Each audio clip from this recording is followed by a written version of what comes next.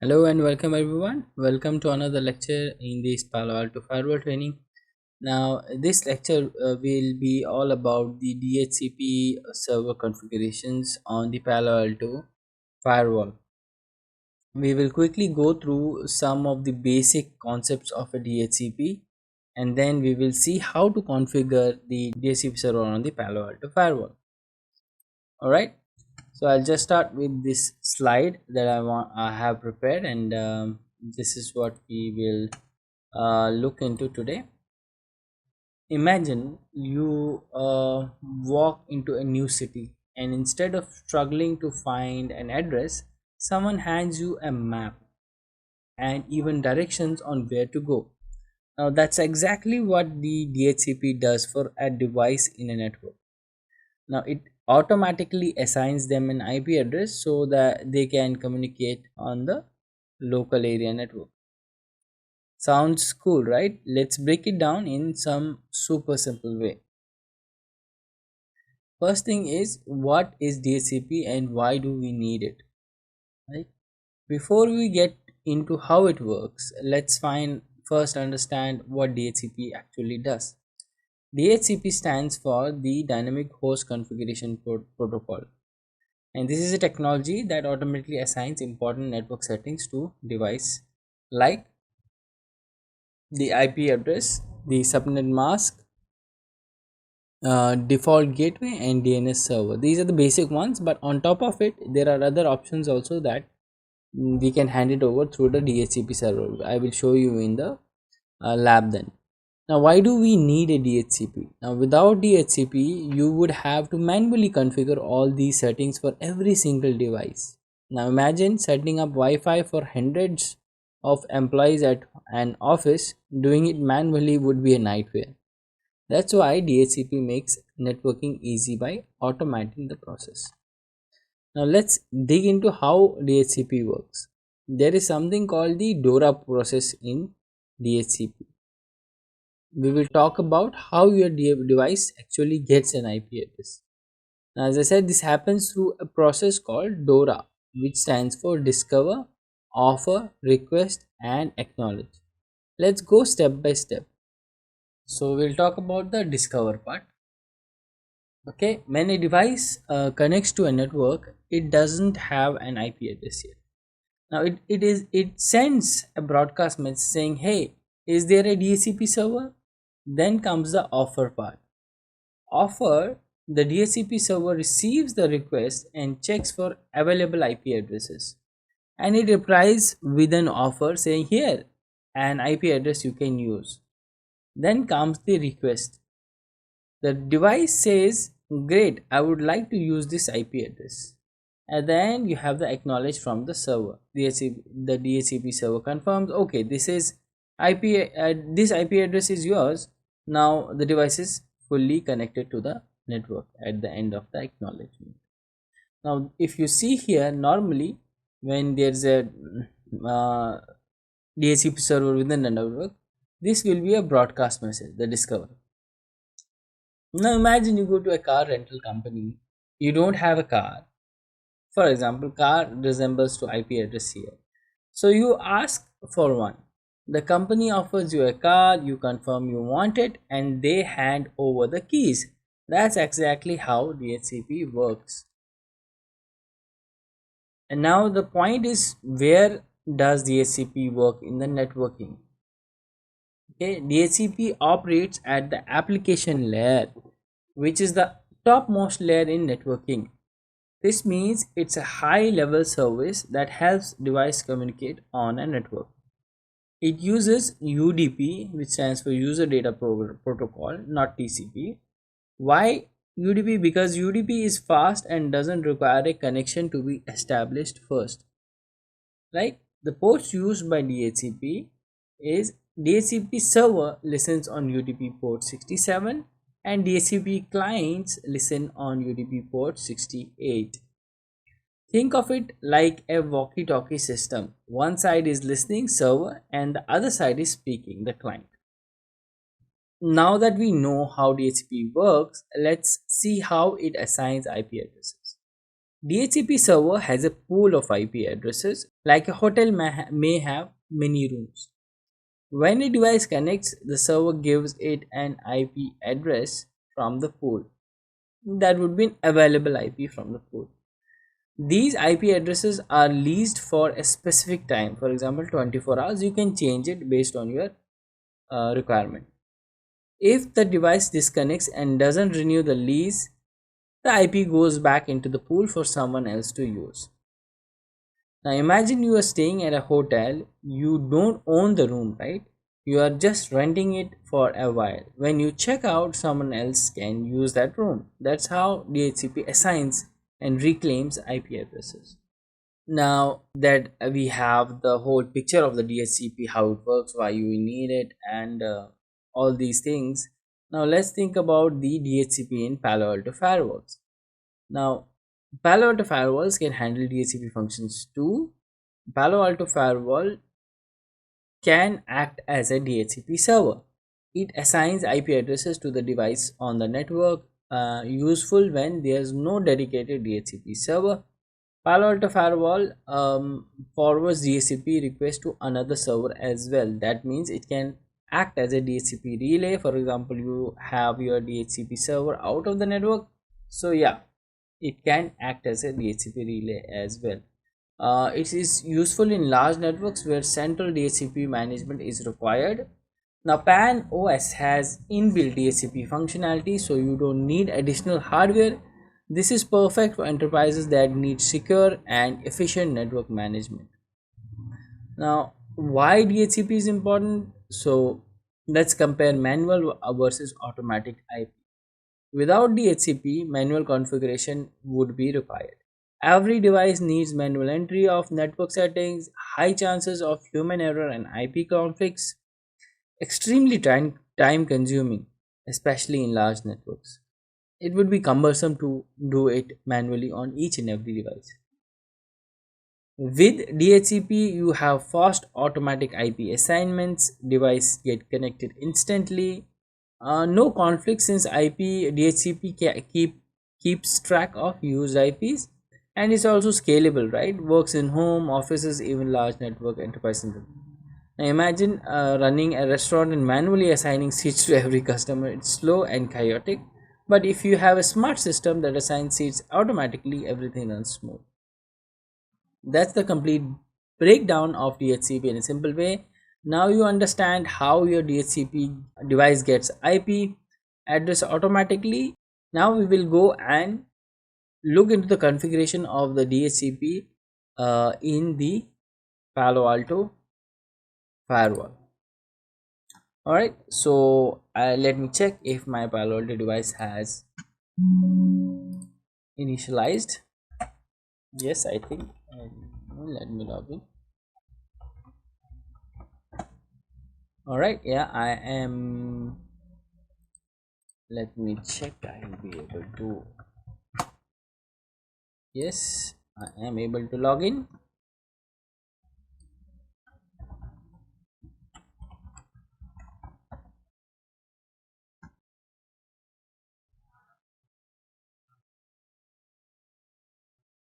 Alright, what we will do is we will hand over the DHCP IP on our LAN network. All these nodes we will hand over using the DHCP, and we'll also capture the packet so you can see the DORA process taking place.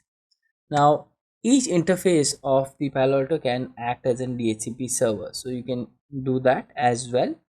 Alright, but we are configuring this DHCP server setup on the inside subnet, which is this one. Okay, so first thing we need to do is we will go to our end devices and make them get IP through the DHCP. I think right now they are on static IP addresses. Yeah, as you can see, 10.11.51. You can reserve IP addresses obviously inside the DHCP and also exclude them. Okay, so those features are also available. Even if you have, if you know if you know a little bit about the wireless communication, the access points when they receive IP through the DHCP, they also receive certain other options, which is option 43 and option 60 for Aruba APs, and with that they get the controller IP address through the options, right? So the DHCP server is used in multiple ways throughout the network. Okay, I'm here now. I'll go to my Windows PC here, go here,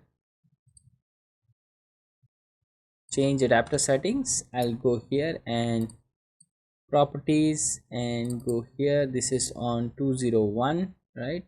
Sorry, 51, and 201 is my default gateway. I'll say obtain okay. So that is what I want. All right, and also what I will do is on eth1 slash, let me check the network, 1/1, I will capture the traffic, this one.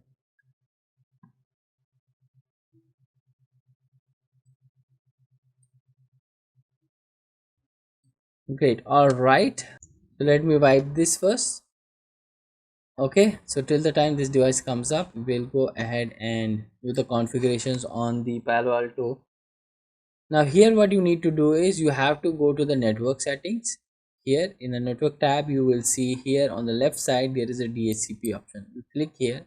Now you have DHCP server and DHCP relay. As I said, it can act as a DHCP server as well as the DHCP relay. For now, in this lecture, we'll see the DHCP server settings. After that, in the next lecture, we'll see the DHCP relay configurations. Now in the DHCP server, you just have to add a server here. Now you just mention the interface here.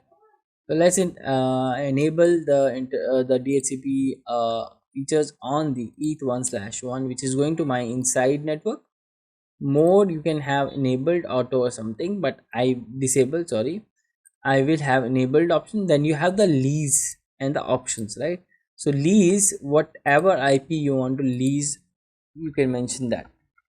You can mention the whole subnet, you can mention a range, let's say 50 to 50-10.1.1.100. So I can mention like this, and you have a reserved IP also if you want to reserve it to a particular MAC address in the network. So it can be like 10.1.1 dot some IP that you want to reserve. For example, for this 241, let's go and reserve this 241. Even if I switch to the DHCP on my Win server, it should remain 241. So I'll go here. First, what you need to do is you need to capture the MAC address of this DHCP server.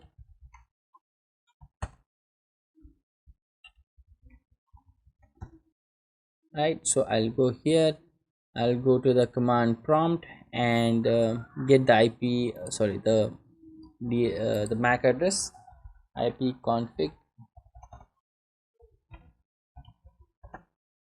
like this. You should get the MAC of your interface, which is this one. This is the physical address, this one. So you have to capture this physical address and mention it in your Palo Alto firewall here. So it is 50, then all 4 5 zeros B, and then again 0 5 zeros. Okay, so I can mention this 50, again 0, again 0 0 B, again 0 0 0 0. I think this is the one. So if I go here, sorry, yeah, so this is the MAC address. Description I can say Win server. All right, so I have assigned. Also there is an option to ping the IP when allocating new IP address. So what it does is it does a pre-check, right? Before assigning it, it will ping that IP address, so that if there is any other device using that IP, will the DHCP server and the Palo Alto obviously will get to know that that IP is already being utilized by some other device, so it will not hand it over to the device that is requesting for an IP through the DHCP. So we can mention that as well. Now you have the lease time, either you can have unlimited or you can have a timeout of days, means 24 hours, or just hours. So you can just mention 0 and then you can say hours, let's say 12 hours I want to hand it over, and then after that it will be released. All right, then these are the options that you can hand it over to, right? You can inherit it, so inherit from another source, you have to mention that. Then you can mention the gateway for our devices, it should be 201. Subnet mask is going to be /24. DNS you have to hand over, so I'll hand over the the firewall IP address, and secondary I will hand over the uh, Google DNS, right? Then there are other options as well, you can add the options as I said here. Let's say this is my Aruba, and then option code is, let's say, 43, right? So like that you can add the value here. All right, the IP address, for example, option 43 IP address of my LMS server, I can mention it there. So that is something you can do as well. So after that you just click on OK, and then you can, after commit, you will be able to see all the allocated IP addresses here, and then you commit, and then you commit, done. So once this is done, then we can go ahead and check on our devices. So I'll go here, I didn't start this Ubuntu, so that is this server is already started, right? Yeah, so the server is already there, so I'll go and change the configuration on the adapter here.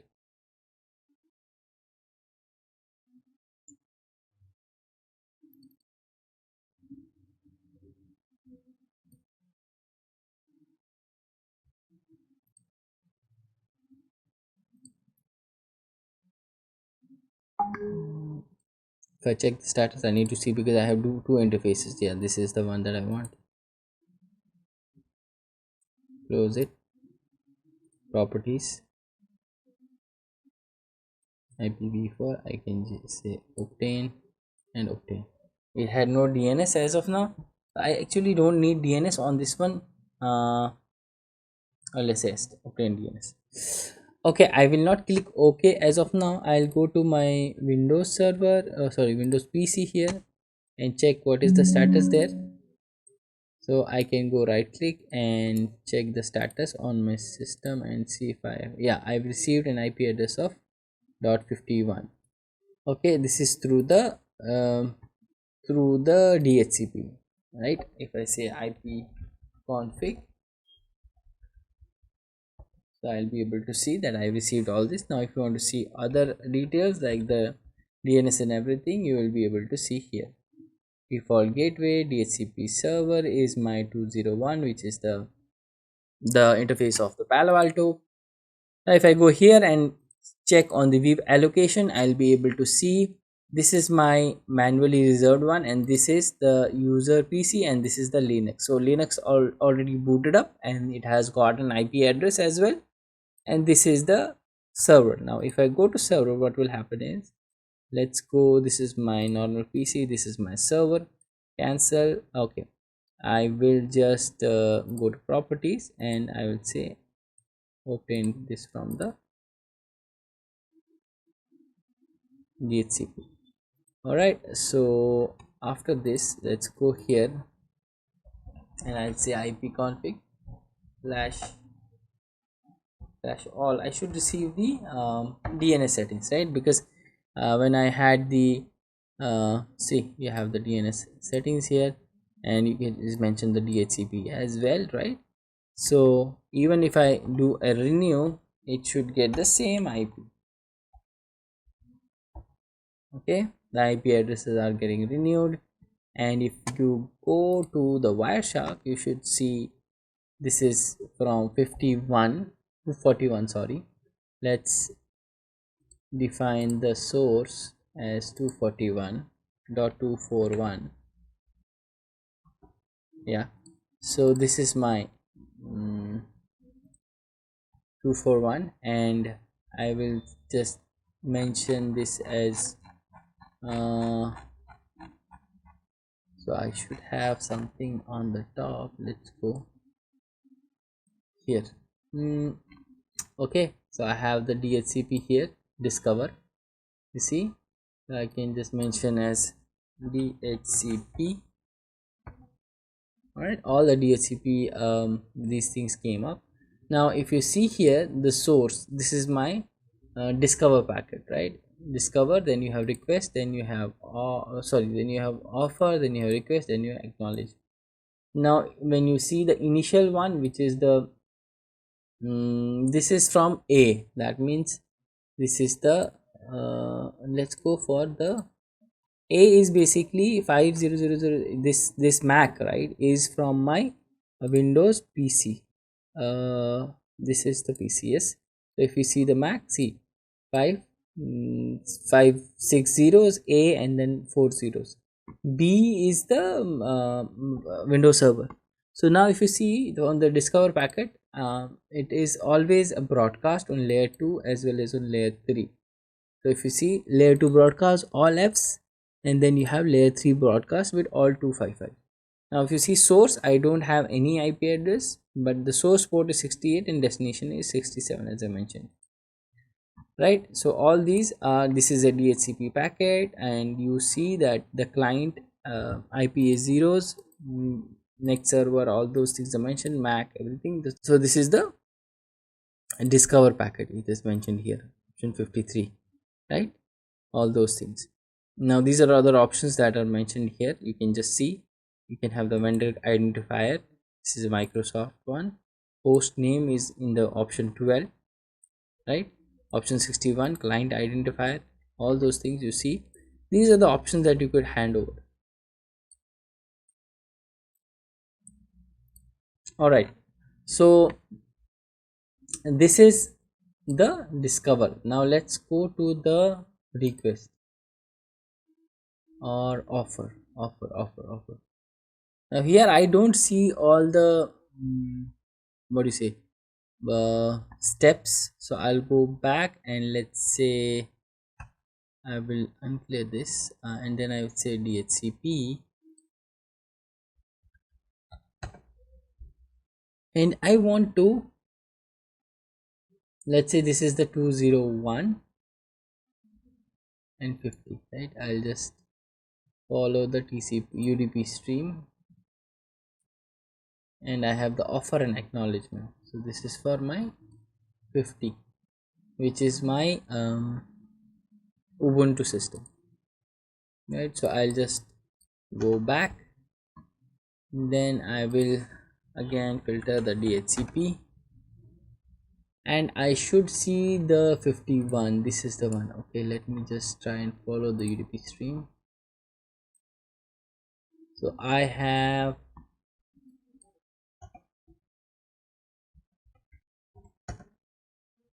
okay, so I need this DHCP acknowledgement directly 241. Okay, offer act request, offer act. Okay, let me follow this one because this is a reserved one, so it will directly have an offer and request. Okay, offer is this one. Okay, 01 241, correct. So 67 and 68 IP, you have the source and the destination. So this is from the Palo Alto DHCP server to the client. This is an offer packet, and they have offered you a IP of this one. All right, and the offer type is on inside UDP, the option 53. You will see this lease time also they have mentioned, you have 12 hours, that's what we set. Then you have the DHCP server identifier, so option 54, which is your the Palo Alto, and then you have the Mac. This is also we have set. A router is your default gateway, this is set, and the DNS domain name servers we have set to these two. Okay, so this is something you can go ahead, and this is your acknowledgement. So this will be from your client to the sorry, from your server to the client again, saying okay, this is will be your IP, this will be all your settings, right? The lease time, all those things, it's going to be the same. So this is going to be an acknowledgement. So this is how the whole DHCP process would work, and this is how you can configure the DHCP on the Palo Alto device. Now I can go here on my Ubuntu as well to check, but I think that it is not working properly, so I'll just stop it. I need to change this Linux client. So that's all. I hope you have learned something new in this lecture, and I will see you in the next lecture. Till then, bye bye.